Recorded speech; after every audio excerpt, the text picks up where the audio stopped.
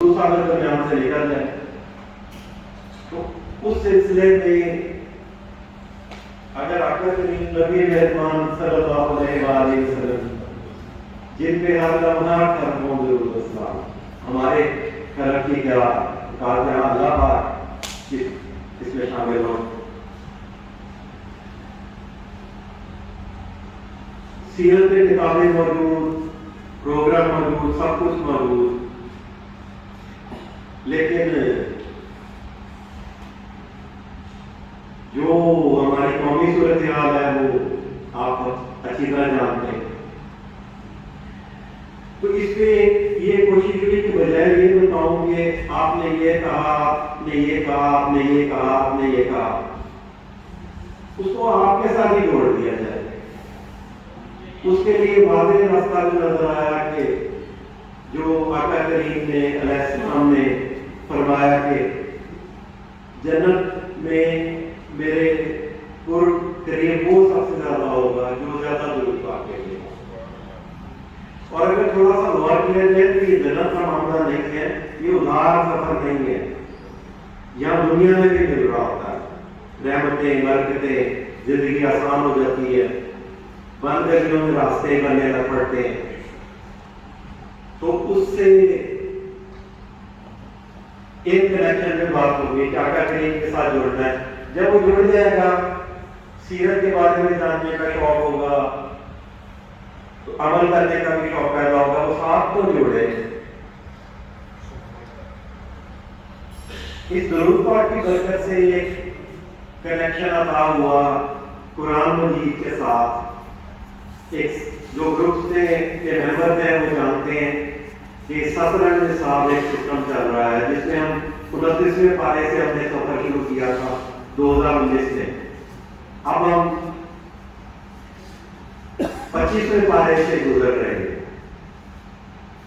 بہت سارے ساتھی ہیں. میں اس وقت اپنی گفتگو میں فرزن نام لینے سے اوائڈ کروں گا کہ اگر کوئی رہ جائے گا کلاس ہے کہ اتنے سارے لوگ ہیں، ساری تو کیپٹل مل کے ہے، تو کس کا ذکر کیا جائے، کس کو چھوڑا جائے. تو کنیکشن پہ بات کر لی جائے کہ درود پاک کے ذریعے آقا کریم کے ساتھ کنیکشن. قرآن مجید اللہ کی رسی ہے، آؤٹ لائن ہے، جس کے ایک طرف اللہ ہے اور ایک طرف انسان ہے. یہ واحد کتاب ہے کہ جب اس کو انسان پڑھ رہا ہوتا ہے، اس کی تلاوت کر رہا ہوتا ہے، تو اس کا مصنف یا اس کا خالق، اس کا مصنف، کیونکہ وہ باہر بھی اس کے ساتھ ہوتا ہے اور اس کی ذات کے اندر بھی ہوتا ہے، اس کے خیالوں میں، اس کی ذات کے مرکز میں. تو قرآن مجید کے ساتھ 17 نصاب کے ذریعے اور ماشاءاللہ ہمارے 4 گروپ میں 60-70 کے قریب حاضری ہو جاتی ہے جو تلاوت و ذکر کرتے ہیں لوگ. بہت سارے لوگ جو حاضری نہیں کرتے یا کام نہیں کراتے، لیکن وہ کیونکہ ان کو یادیں نہیں ملتی ہے تو وہ بھی اس طرح. ایک کنیکشن ہوگا کہ بابا جانی مختصراً یہ کہ 9 نومبر 2007 کو وسیع کا افتتاح ہوا. 14 سال پہلے ایک رشتے کا اظہار ہے کہ کیا اہمیت تھی کہ اس دن آغاز ہوا. اب بابا جانی کے بارے میں یہ کہ ان کے فارسی کلام سے ہماری قوم کو فارسی سے تو بہت بری ہے. جو بابا جانی کا اردو کلام ہے اس کو سمجھنے کے لیے بھی ایک اعلیٰ اور گہرے مضامین سے واقفیت اور دوسرا قرآن مجید کی ایک انڈرسٹینڈنگ چاہیے، تلاوت و فکر چاہیے کہ جب وہ قرآن مجید سے کو نہیں جانتا تو فکر اقبال کو کیسے جانے گا جنہوں نے قرآن مجید کی تفسیر کی ہے بیان کی. تو لہٰذا میں نے اس معاملے میں بھی کوشش کی کہ بتانے کے اقبال نے یہ کہا یا یہ کہا تو لوگوں کو جوڑنے کا آسان طریقہ یہ نظر آیا کہ بابا جانی کا ورڈ. اس کے پیچھے مختصر سا یہ بات بنی کہ 9 نومبر 2010 کو ایک بڑی تقریب ہوئی جو وسیع میں ہوئی سالگرہ کی. اس کے ساتھ سارے پبلک اسکول میں بھی، اسلامی یونیورسٹی میں بھی اولیاء مقبول صاحب آئے اور انہوں نے لیکچر دیے. اس تقریب کے لیے اس وقت فضل اقبال جسٹس جاوید اقبال تیار تھے. علی معین جو آج موجود نہیں ہے، لیکن یہ جب 99 ہو گیا تو ایک پھول جو تھا وہ علی معین کا ہے. وہ گنتی میں میرے خلاف ہوتے تھے، انہوں نے کہا میں ایک دے سکتا ہوں، میں گنتی نہیں کرا، یہ آپ کا ہوں گا، کبھی دور بھی نہیں گنتی پہ ہوا. تو علی معین کراچی سے لاہور گئے، 3 دن رہے. جسٹس جاوید اقبال صاحب کو ریکویسٹ کرتے رہے کہ باہر کو چلے، سنجیدہ کوشش ہو رہی ہے.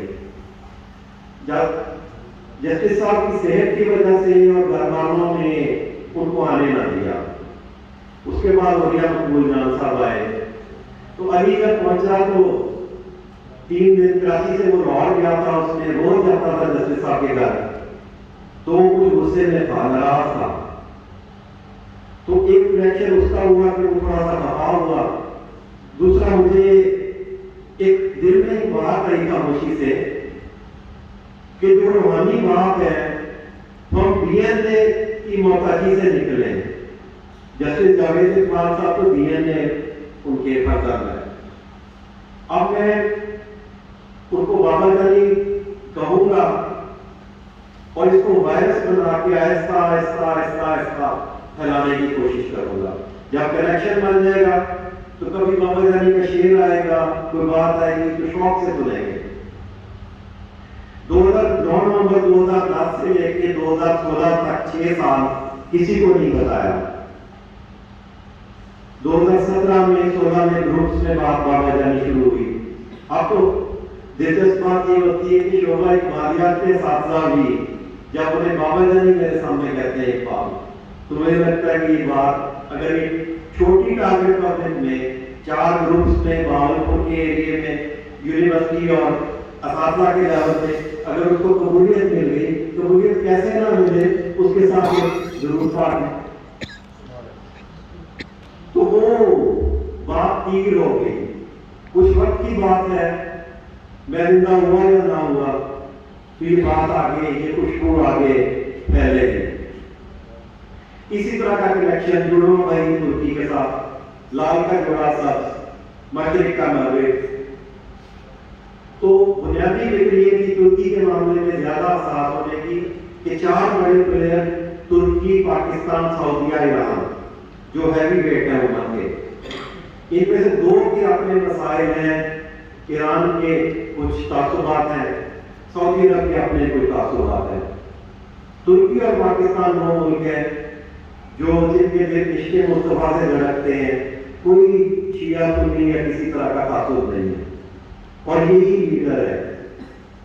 یہ 2 اگر جڑ جائیں مشرق مغرب سے اور ایران لے کے، اور حالات جب ہم 8-10 سال پہلے باتیں کرتے تھے تو اس وقت سعودی عرب پاکستان کی بہت بڑی سادہ کی چیزیں ہم ان کو بھی ویلکم کرتے ہیں، لیکن جو وہاں جاب کرتے ہیں، غلامی کرتے ہیں، ترکی میں جب جاتے ہیں تو وہ سینے سے لگاتے ہیں اپنا سمجھ کے. تو کیسے ہیں؟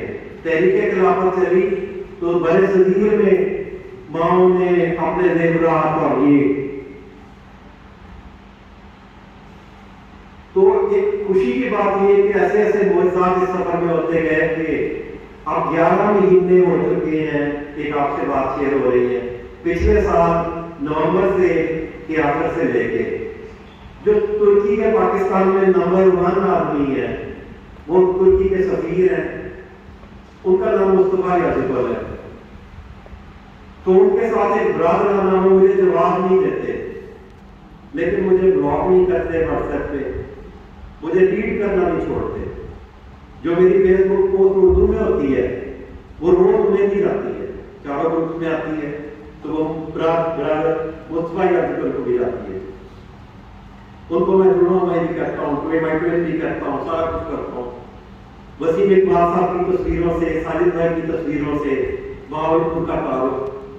اس وقت پاکستان میں جو سفیران موجود ہیں ان میں ترکی کے سفیر باولپور کو اور قلب پاکستان کو شاید ہم سے زیادہ جانتے ہیں.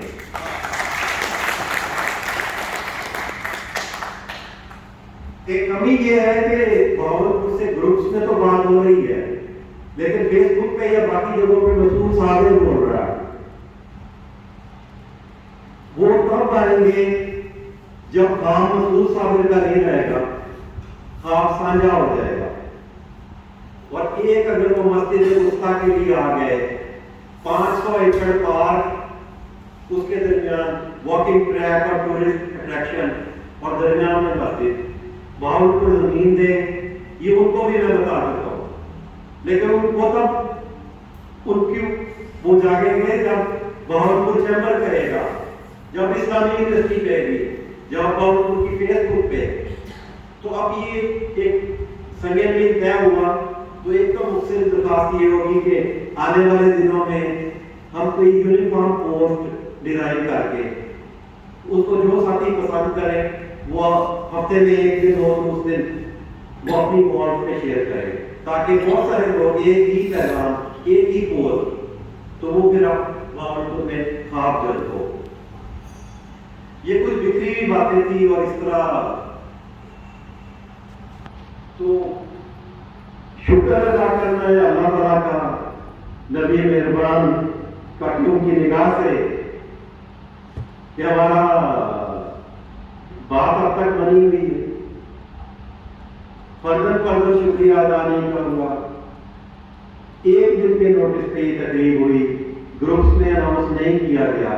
ناراض ہو کے بہت سارے لوگ، جن ساتھیوں کو میں میسج کر سکتا تھا یا کال کر سکتا تھا یا میں سمجھتا تھا کہ وہ نمائندگی باقیوں کی بھی کر دیں گے، کیونکہ کھلی دعوت دیتے تو 4 گروپس میں اب 600 لوگ ہیں تو وہ مشکل ہو جاتا بڑائی میں. تو یہ کل خبر ملی کہ ذہن کو یہ تو کہا تھا کہ ذرا اسپیڈ اس طرح رکھنا کیلکولیشن کی کہ سالگرہ تک کچھ نظر آ جائے. تو کل ہی وہ پھر گروپ کا ایک سلسلہ 8 نومبر کو یہ ایک طرح کی خوشخبری سنائی. تو سب کا شکریہ جو موجود ہے، جو نہیں موجود، جنہوں نے اعلانیہ کنٹریبیوٹ کروایا، جنہوں نے اپنے دلوں میں پڑھا، سب پہ شکر گزار ہے. تو اب تقریب کے اختتام پہ زین کیک کاٹیں گے.